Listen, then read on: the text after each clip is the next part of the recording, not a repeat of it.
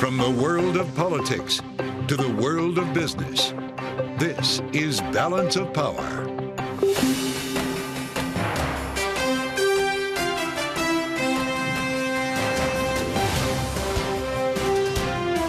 Live from New Hampshire.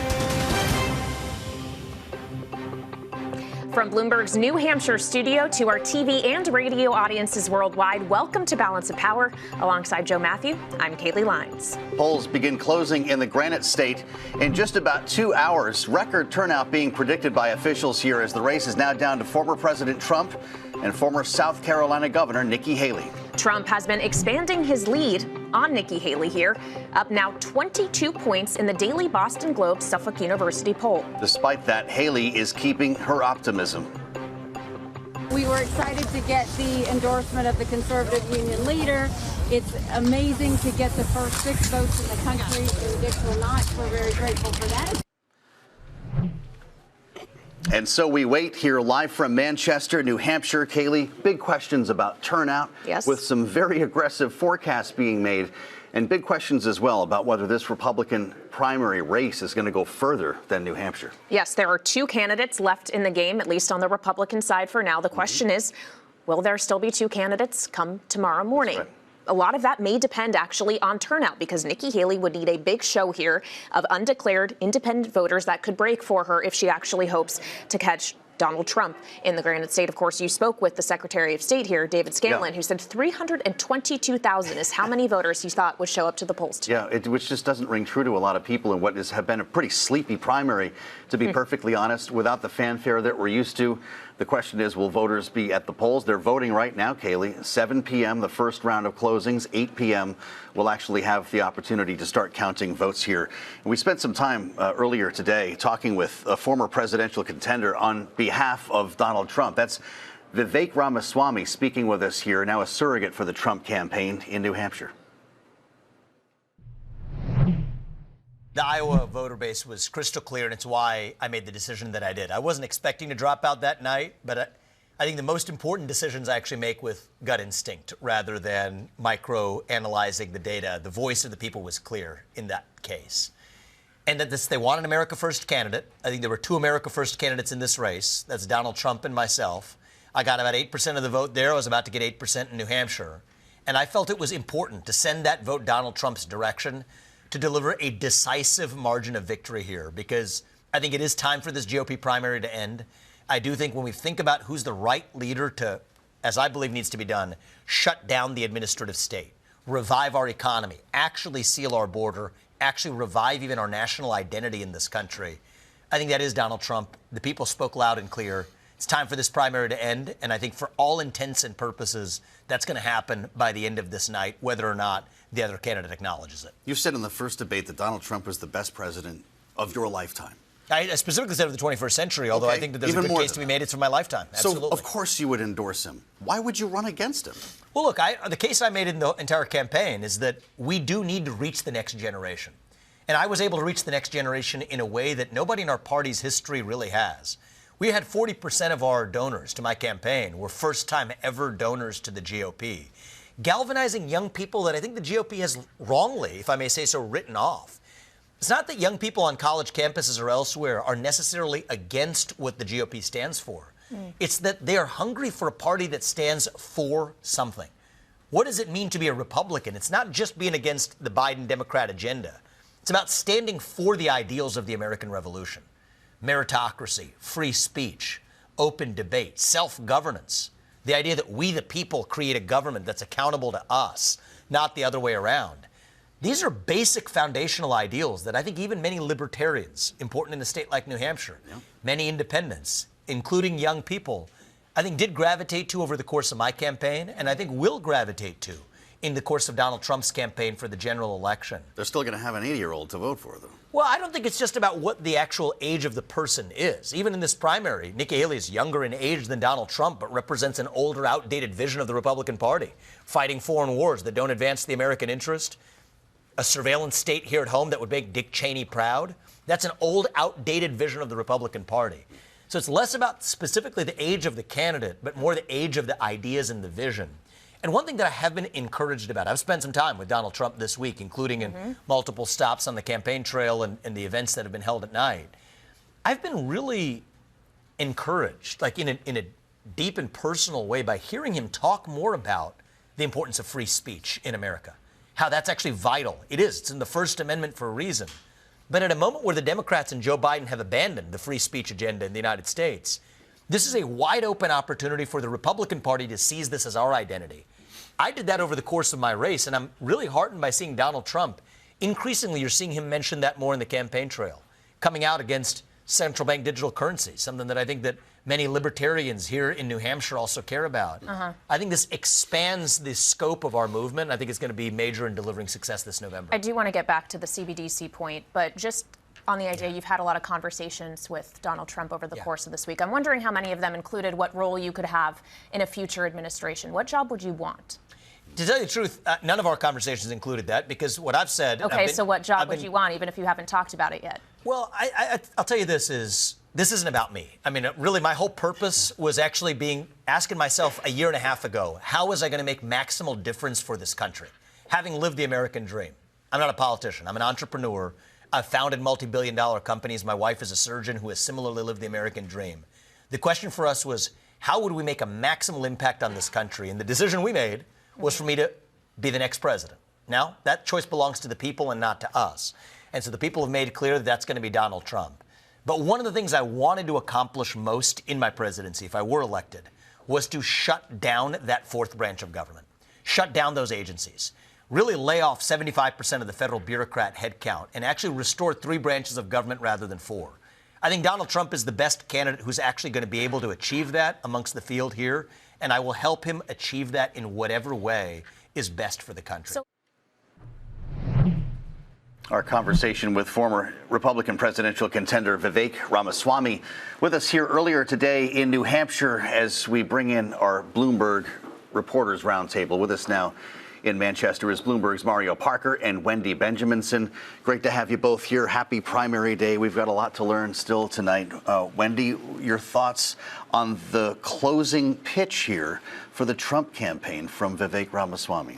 It's a really interesting one. He's also obviously pitching himself a little forward as a possible cabinet member because he reached the generation that he fears Trump isn't reaching. Yeah. But it is, it is sort of saying a lot of the things that Donald Trump tries to say and sometimes gets wrapped up in his grievances and sort of doesn't get to. But the idea that, well, as Vivek Ramaswamy puts it, that, this idea of the cancel culture and woke capitalism, as he's written about, is what I think he's referring to when he talks about the need for free speech. Okay. But I'm guessing as well as anyone else. Sure. But it's an interesting surrogate pitch for the last few moments of the campaign. Mm-hmm. Well, what I wonder how much the last few moments, even the last few days, Mario, have ultimately mattered when you had Trump decisively win in Iowa. You had every other contender that wasn't Nikki Haley dropping out and now endorsing him in the case of not just Vivek, but Ron DeSantis as well. And typically when you've seen upsets in New Hampshire, polling suggests that the candidate that upsets is getting more and more support leading up to it. It's going the opposite direction for Nikki Haley. So if anyone's closing argument's working, maybe it's just not hers. Yeah, well, what we've heard from some of the folks that we've hosted, even here in this space, is the fact that undecided voters, that 40% of the electorate here in New Hampshire, they need something to stir that angst, right, to drive them to the polls to vote against Donald Trump. That's Nikki Haley's, that's the predicate for her campaign here in New Hampshire. And from what we've seen so far on the ground here, she hasn't quite done that. You've seen in the last 48 hours or so that she's ratcheted up her attacks. She's started to attack Donald Trump along the lines of mental acuity, but one has to wonder if that's too little too late. Yeah.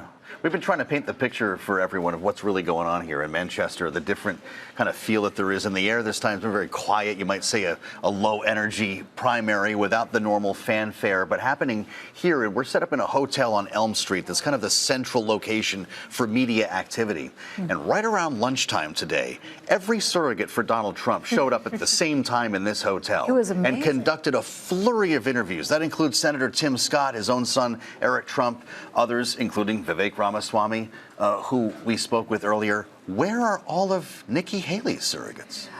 Perhaps they're at another hotel. This is part of the story, isn't it? It is part of the story, although I will say that while that reflects a very organized effort on the part of Donald Trump, Trump's campaign, we have talked to dozens of voters today at different polling places all across the state, and I am seeing quite a bit of enthusiasm for Nikki Haley. There's a lot of Democrats and independents who say they're crossing over. There are a number of Republicans who say, you know, I liked him in 2016, I got tired of him in 2020, and I don't want to see him in 2024. Yeah. But it's just whether or not that's enough. But the Haley voters do seem more enthusiastic here than they did in Iowa, where it was a very Trump-friendly state.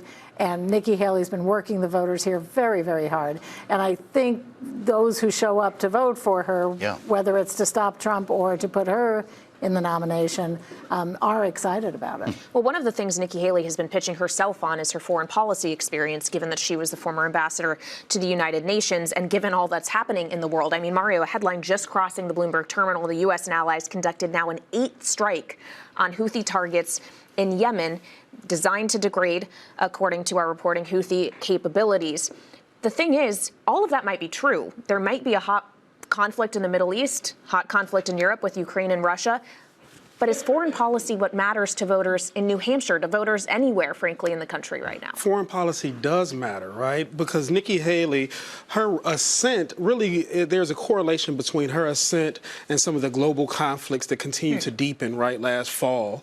Now, how foreign policy matters is the fact that the subtext of Donald Trump's Make America Great Again is the world is a scary place.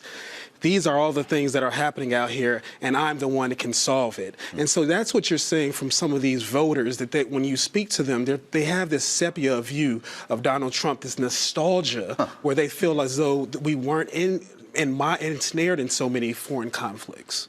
All right, Mario Parker and Wendy Benjaminson, our wonderful reporters here at Bloomberg. Thank you both so much for joining us here in Manchester. We appreciate it. Now, coming up, we'll have more coverage of the New Hampshire primary live from here in Manchester. Stick with us. This is Balance of Power on Bloomberg TV and radio.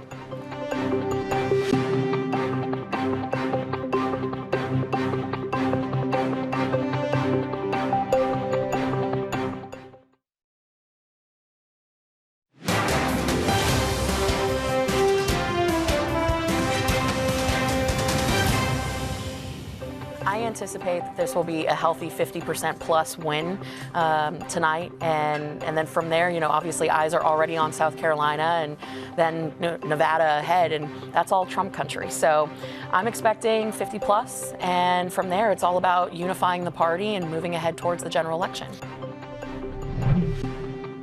Trump surrogate and Florida Congresswoman Kat Cammack speaking with us earlier today in New Hampshire. And now joining us here in Manchester is Republican strategist Jennifer Horn. She actually used to chair the New Hampshire Republican Party and is now a registered independent. I am.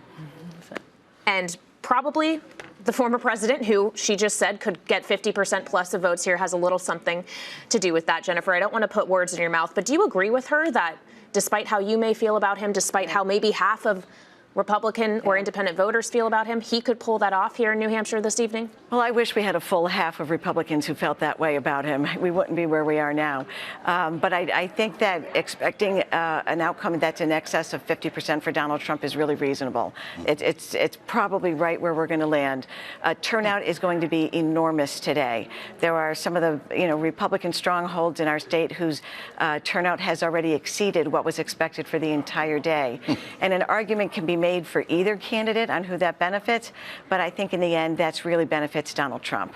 That has been the conventional wisdom. Yeah. But also in terms of the geography that you just mentioned and those Boston suburbs, if you will, that are just north of the New Hampshire border, is that Trump country? We're talking about college-educated, more affluent voters. Yeah. That could go either way. This is the only thing that has caused me to second-guess myself in the last several days. However, I think it's still going to go for Trump, even though we see these other types of breakdowns across the board.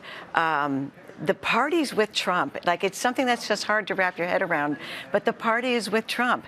And in order for Nikki Haley to really have made a difference and gotten in there, she would have had to make up about 17 points in the last 3 or 4 days. And that's really, really hard to do. That is a big number to overcome. I think that we're going to see Trump over 50%. I think Haley could end up, under 40. And we'll sort of see how that turns out. But with these kinds of turnout numbers, it usually benefits enthusiasm over any kind of practical thinking. You say the party is with Trump, and even those who are outwardly with Nikki Haley ultimately may say they're going to be with Trump at the end of the game anyway, if he's the nominee, including the governor here, Chris Anunu. We spoke with him a few days ago about this. Just take a listen, if you will, to some of what he told us. He doesn't believe in limited government. He believes in this kind of dictatorship. He doesn't believe in local control. He believes in Washington. So those are not Republican values. But you have said because if he were to be the Republican nominee and because you are a Republican, you would support him. Yeah, I think most people would. That shouldn't surprise anybody. Yeah. Even though you don't think he actually carries the values of the Republican Party? Well, look, Joe Biden, that's how bad Joe Biden is. Does that not, in your mind, Jennifer, speak to the idea of inevitability of Trump being the nominee anyway? Even if he's out stumping for Haley, he's been all over the media. He has been a very active surrogate, not just someone who gave her an endorsement. But did he really help her? Not when he says those things, but it's not just Chris Anunu. It's Senator Rubio and Congresswoman Mace, and kind of go through your list. Tim Scott just a day or two ago, he's here stumping for the president. The party has lined up behind Donald Trump, and the base lined up behind Donald Trump a long time ago.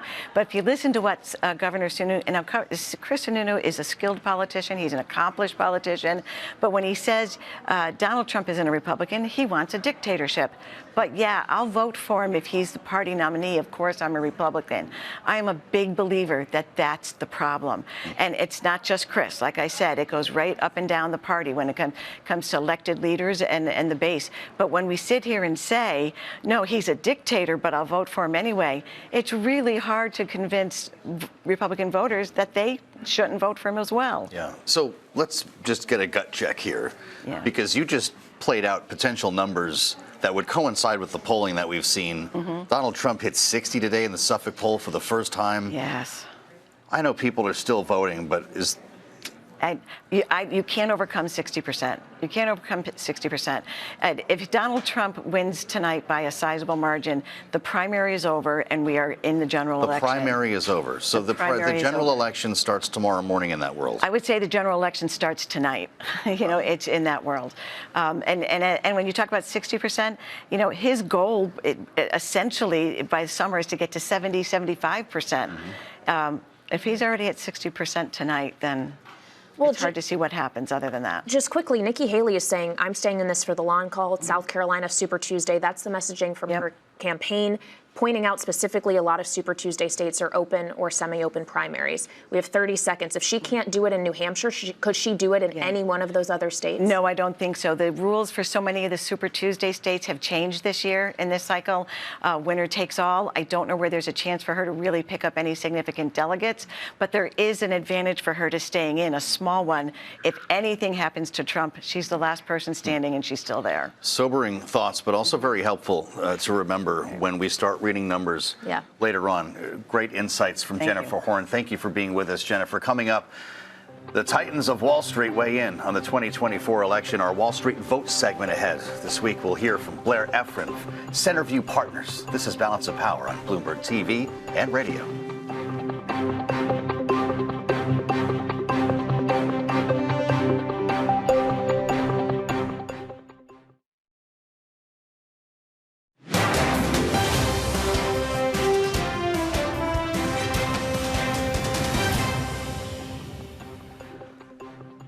This is Balance of Power on Bloomberg TV and radio. Thanks for joining us live from Manchester. Wall Street Titans are sharing their thoughts on the economics of the upcoming election and what the potential candidates' policies will mean for the investing community. Bloomberg's David Weston spoke with Blair Efron, co-founder and partner of Centerview Partners, for Wall Street Week. For the first time in history, we have two candidates that have been president. So you have a track record of what to expect. In the case of President Biden, you've had so far 3 years of steadiness, good growth, markets at an all-time high. I think it's underappreciated what has gone on with the economy. Unemployment at 3.7% versus the Trump years at 4%. job creation. If you take out COVID as the impact, you still have 9 million jobs created under President Biden versus 6 million under President Trump. And even GDP growth, a few basis points higher under President Biden. So in addition to that, you've had a re-engagement globally. And when you think about our biggest and best companies, 60% of their business is outside the country, outside the U.S. And I think if you look at the policies ahead, what do you expect in a second term? I think with Joe Biden, you still have, out of the $3 trillion of investment spend, there's $5 trillion of total spend, but only $3 trillion towards investment, infrastructure, CHIPS Act, IRA. 75% of that is still available to be spent. So you will get that spent. You'll have $900 billion has already been spent by the private sector, capital, in terms of support behind IRA. I also think you will see policies aimed towards lowering costs for all Americans. You saw in the first term, drug pricing, insulin.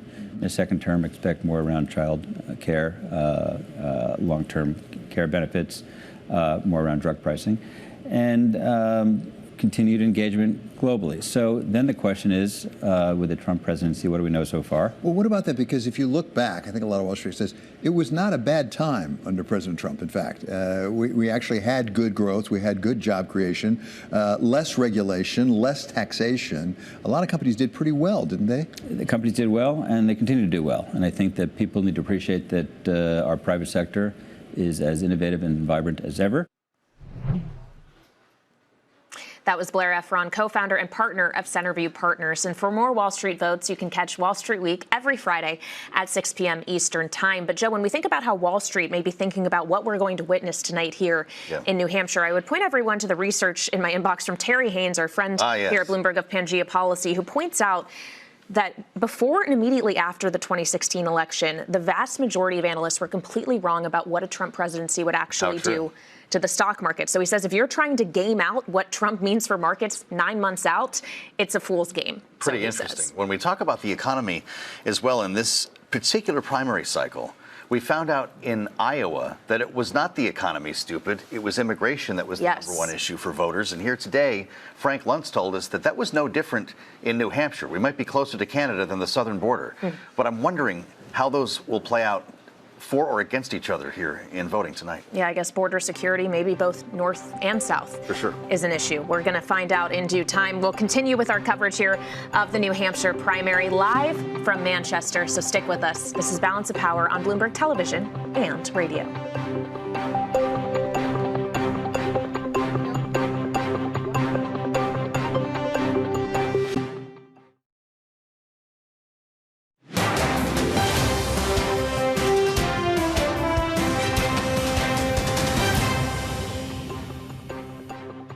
This is Balance of Power on Bloomberg TV and Radio. Thanks for joining us live from Manchester, New Hampshire, where polls are set to close in total in about 2.5 hours here. It's a staggered finish in New Hampshire. Let's bring in a prominent New Hampshire politician, Steve Dupri, who served as chair of the Republican Party of New Hampshire, among other positions. It's great to see you here at the table. Thanks for having us in New Hampshire. Thanks for coming. I'm hearing a lot of talk about South Carolina. I'm hearing a lot of talk about inevitability. How important is New Hampshire going to be tonight? Because people haven't actually finished voting and we have not started counting yet. I think it's very important. Witness the fact that President Trump came here 7 times last year. I think he's been in New Hampshire this year almost that many times. He was at a polling place today. I think obviously he's trying to score a knockout punch and end this process early. If Nikki Haley can win or come close, I think that keeps her alive. If she were to win, obviously the money would be dramatic. If she comes close, probably not quite so much, but certainly she has shown she's the only one left standing. So if you don't want Donald Trump to be the nominee, she's the candidate you have to vote for. Well, but the polls suggest right now that not enough people will vote for her or want to vote for her. 22 points behind the latest Suffolk University Boston Globe poll, Trump at 60%. We always talk about New Hampshire as the potential for an upset, right? Because historically that has happened. How likely is it to happen this time around? Well, Dave Scanlon, our Secretary of State, learned from Bill Gardner, who was always great at predicting the turnout. And he predicted a record turnout among the undeclared voters. Yeah. There are 350,000 of them. If there's a really significant turnout there, you offset that margin in the Republican Party. And we'll see. One of the reasons you should have a state like New Hampshire go first is those undeclared voters represent the widest swath of voters in the country. And it tests your electability in a general election. So it's going to have to be a very large independent turnout. But I think if Haley were to win or come close, there'll be a lot of Republicans who may support the president's policies, but start hearing her message of conservatism without chaos. What do we say what do we mean when we say come close? Nikki Haley is going to try to spin anything into a moral victory here if she doesn't win it outright. What would impress Steve Duprey? I think if you're 6 points or less, I think that's saying, wow, that's pretty incredible effort considering you're running against an incumbent. People forget Donald Trump is running almost as an incumbent president. So I think that would put her within striking range. I think that immediately opens up more money, more excitement. Other people who aren't paying attention take a look. But make no mistake about it. I watched the John McCain campaign go from a 17-point victory in 2000 in New Hampshire, and then they met the Darth Vader of politics when they hit South Carolina. It's very tough there, and she's down in the polls. But I think it would fundamentally alter the dynamic, at least for a while. Well, and South Carolina is her home state, which may make it all the more important to her as an individual and as a candidate. If we could just talk, though, about the New Hampshire process. You mentioned that Donald Trump came here, 7 times last year, maybe an equivalent now. Yeah. Isn't New Hampshire supposed to be about you barnstorm, you go to every diner, you sit in the living rooms, you talk to these voters, you get up close and personal? He's doing big rallies. Right. A handful of them. Has he broken what the New Hampshire primary process is, what it's supposed to be for you? No, I think he's unique. I think if Arnold Schwarzenegger were running for president because he was a movie star, he'd get that same kind of crowd. I think Donald Trump made a very smart decision in 2016. He was a celebrity. People love seeing celebrities. I worked for Pete McCloskey in 1972. He had crowds of 20. When Paul Newman came with him, they went to 1,000. I used to tell McCloskey it was for him. That wasn't true, but the star power made the difference.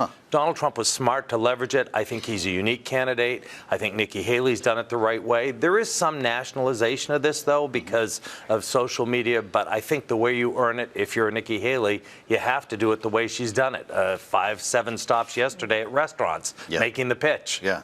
Let's hear from Nikki Haley, speaking in front of supporters in New Hampshire, taking aim at the former president earlier today.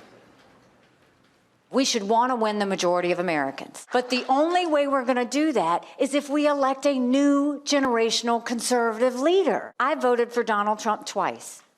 I was proud to serve America in his administration. But rightly or wrongly, chaos follows him. You know I'm right. Chaos follows him. We've heard a lot about chaos, and of course, we've heard a lot about age in this race. How much of an issue is the 80-year-old versus the 80-year-old to, frankly, an aging population here in New Hampshire? It is an aging population, but I think that you're seeing a lot of people would like to turn the page and go to the Nikki Haley, Chris Anunu generation of younger Republicans. I remember in Ronald Reagan, when he skipped the first debate in Iowa in 1979, people said he was too old, and he was 69 years old. He'd be a youngster in this race today. So I think people, notwithstanding the fact we have an aging demographic, I think even older citizens say it's time to turn the page. Maybe they know best. I was at a Nikki Haley event a few days ago, and someone in the audience said, you know, there's a lot of senior citizens here. And she said, I'm not being disrespectful when I say that, but it was just interesting. And of course, this also, from a policy perspective, comes up when it's the Social Security question and the retirement age, something Joe had discussed with Nikki Haley several months ago. It's made the rounds in advertisements that have been running in this market from the Trump campaign and those supporting him. Did she do enough on the policy front for voters here? Because his ads have been specific and targeted, and mostly she talks about a new generation of leaders. It's kind of this vague idea. Yeah.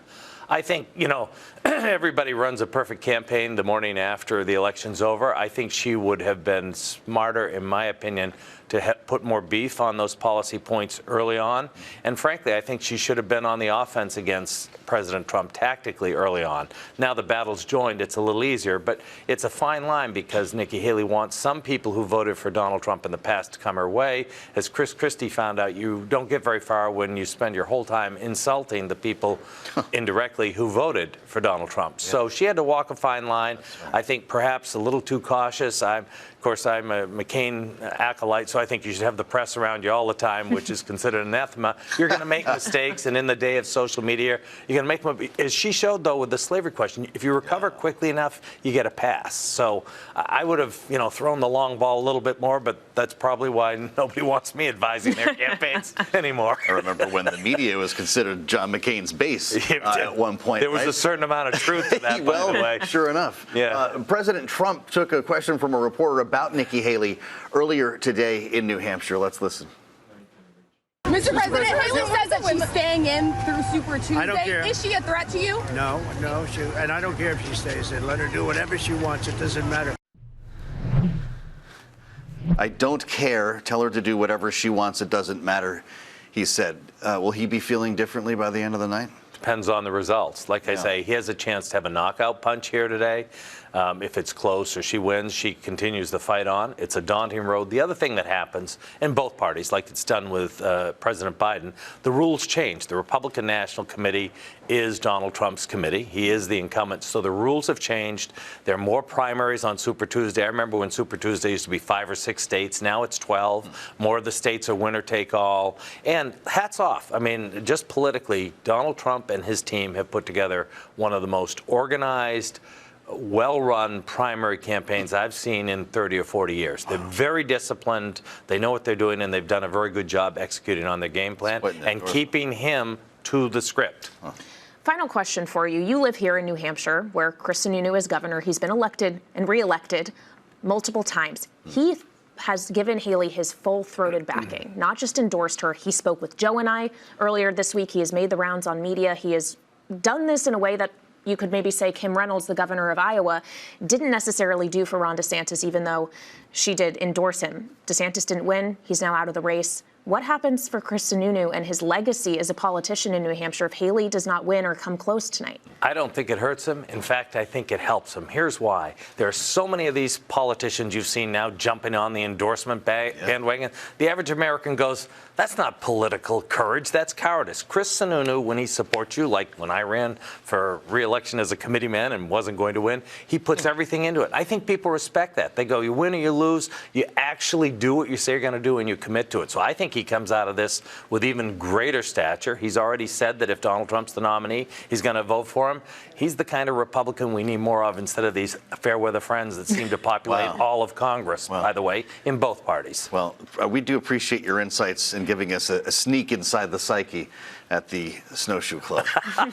Well, thanks. Come back again for you. Legendary. Have a great primary night. It's great to have you with us. Thanks for having me. We thank you for being with us on Bloomberg. Coming up, we're just hours away now from polls actually closing here and New Hampshire's primary coming to an end. Our closers are coming up next with a look at the crucial showdown between Donald Trump and Nikki Haley. Rick Davis and Jeannie Shanzano are on the way on Balance of Power on Bloomberg TV and radio.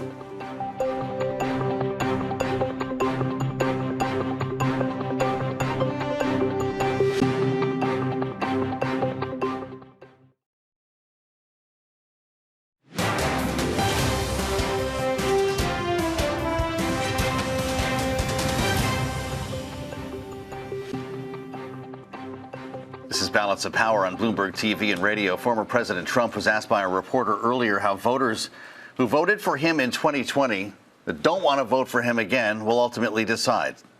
Here he is.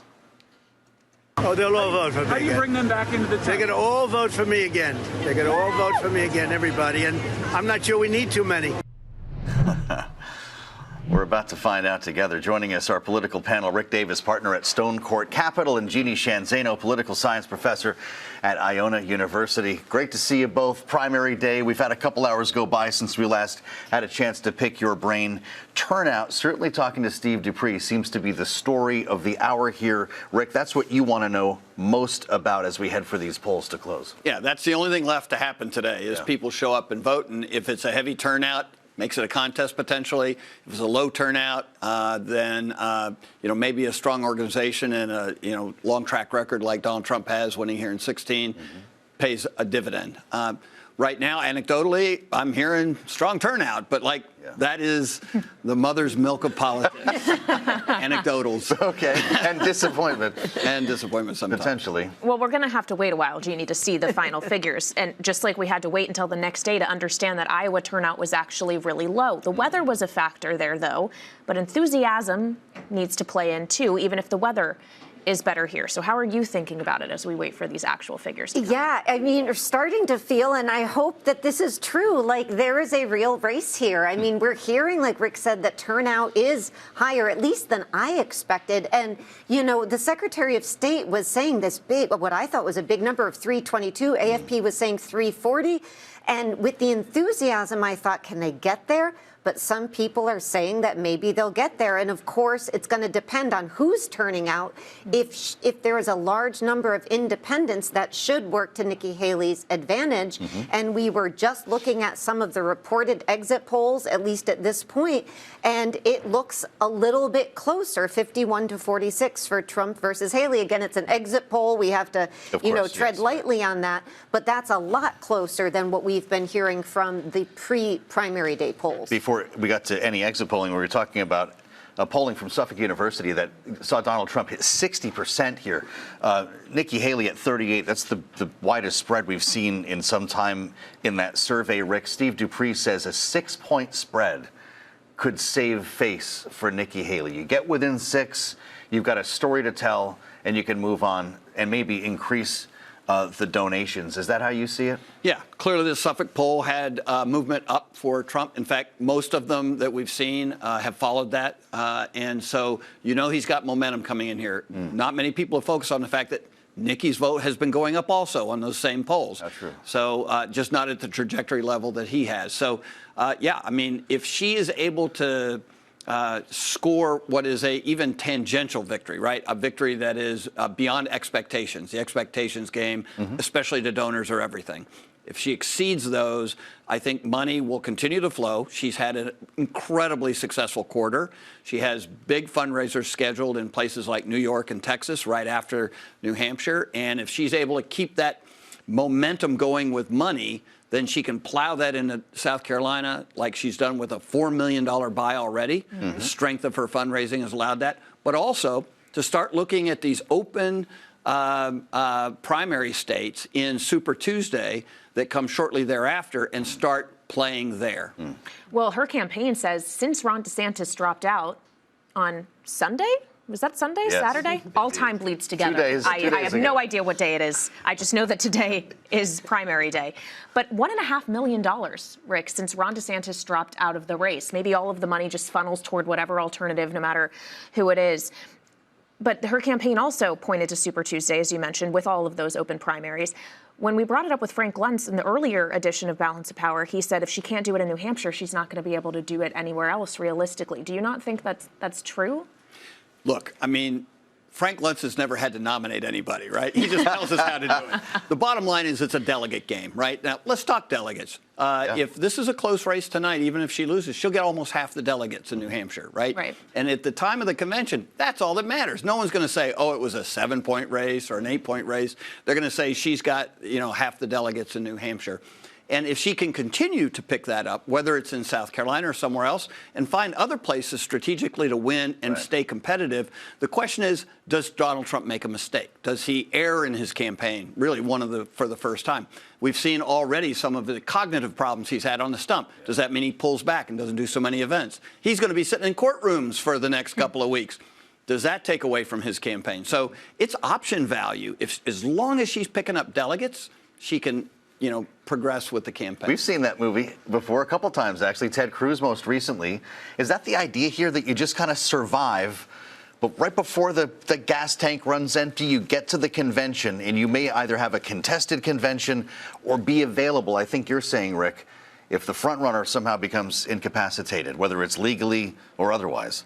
Yeah, that is one way. It's not the greatest way to run a campaign, but let me throw some cold water on all of this. Okay. Let's look at the demographics of South Carolina. They look very much like Iowa. The evangelical vote, it is a much older place. Far fewer moderates. You can go down the list. So if she can do it anywhere, it's going to be New Hampshire. And here's the rub. South Carolina, the demographics don't work for her, and it's her home state. So the embarrassment if she isn't able to succeed in the South Carolina. So this is by no means wrapped up. And I keep saying a win here is not a real win, because Donald Trump is not going to accept that she was chosen by Republicans. He is going to say she was chosen by the independents, Democrats, globalists, laying the the media. groundwork already for and that. Yeah, and she is the, Chris Christie, the never Trumper incarnate. So it is a path. There's a path forward. It is a difficult path forward for Nikki Haley. Well, I'm glad you brought up South Carolina, because it's not just a factor in the Republican primary. It is also where President Biden and the DNC, by extension, have decided the primary season really begins for the Democrats. He's not on the ballot here in New Hampshire. Others, like Congressman Dean Phillips or Marianne Williamson, are. Could the upset tonight actually be in what the incumbent president, is able to put up here in New Hampshire, knowing, yes, it's just a write-in campaign, so we probably have to view it through a different lens, but does he have the potential to be embarrassed tonight, frankly? He does. I mean, if he was able to, if he got under, say, I think a 70%, 60%, that would be a problem for the president. Now, long term, it's not a delegate problem. There's no delegates at stake. But to your point, the optics of that look really bad. And the question is going to be asked, why are you not here running? And Bernie Sanders said, rightly so, you have to be making your case to the American public. This Rose Garden strategy, it's not going to work. And they were out today, we should say, celebrating the anniversary of Roe v. Wade. Very, very important. The 51st. The 51st, but they weren't in New Hampshire. And that, I think, is something that New Hampshireites are not going to forget. Rick, what are the campaigns doing right now? You're hearing about turnout and exit polling. Obviously, they have their antennas up. What's happening inside the organization in the hours before the polls close? Yeah, the mechanics of a campaign. They've been out with their poll watchers all day long in every precinct in the state. They have their own lists of identified supporters, opponents, undecideds. They're checking those off as they come in. They stand right next to the table when people check in to get their ballot. They know what independents are taking the Republican ballot. Check that off their list. The amount of data is amazing that you can have at your fingertips.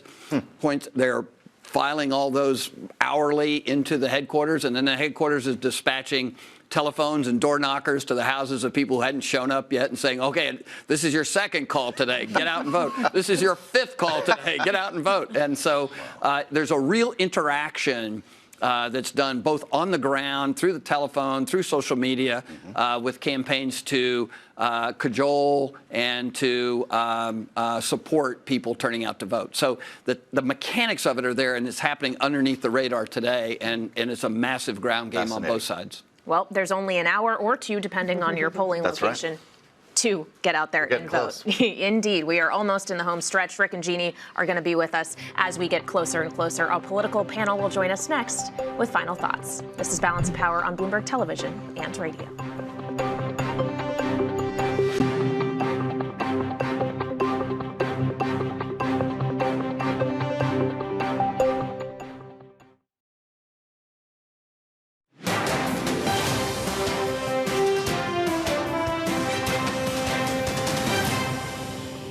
The New Hampshire primary. It's so quiet this time. Can you liven this up a little bit? Look at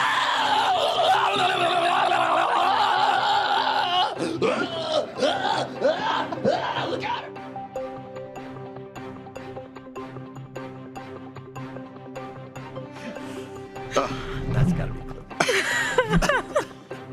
That's a toothbrush. Vermin Supreme, ladies and gentlemen. Rick and Jeannie are back with us for some final thoughts. If you don't know Vermin, he's a perennial candidate here, kind of what they call the crazy candidates in New Hampshire. I've been talking about the carnival atmosphere. That was a little bit more like it, Rick Davis. You actually brought Vermin Supreme on stage once with John McCain. Once, probably a dozen times over the 20 years that John was active. Where is he from? What's the deal there? He's from here, and he's got a platform of dental hygiene and whatever else is going on. And he's just one of those great institutions of New Hampshire politics. And some politicians are really put off by him, but John was really entertained by him and would give him the microphone in a couple minutes to make sure people are brushing their teeth. Well, that's right. Everyone gets a pony, he says, if he gets elected, Kaylee. I can't speak right now. He's wearing a boot on his head. Do you have a thought on Mr. Supreme? I'm glad Joe did that. I'm glad you stayed away, Kaylee. That was a smart move. Yeah. I saw him fall down at one point earlier. The boot never came off the head. He's a force of nature. Yeah, well, it really has been. Does it have a chin strap, or it's just... They actually nice went for the Libertarian nomination at one point. This is real politics, which brings us to our program coming up. 8 p.m. Eastern Time. We'll all be here. Special coverage on Bloomberg TV and radio.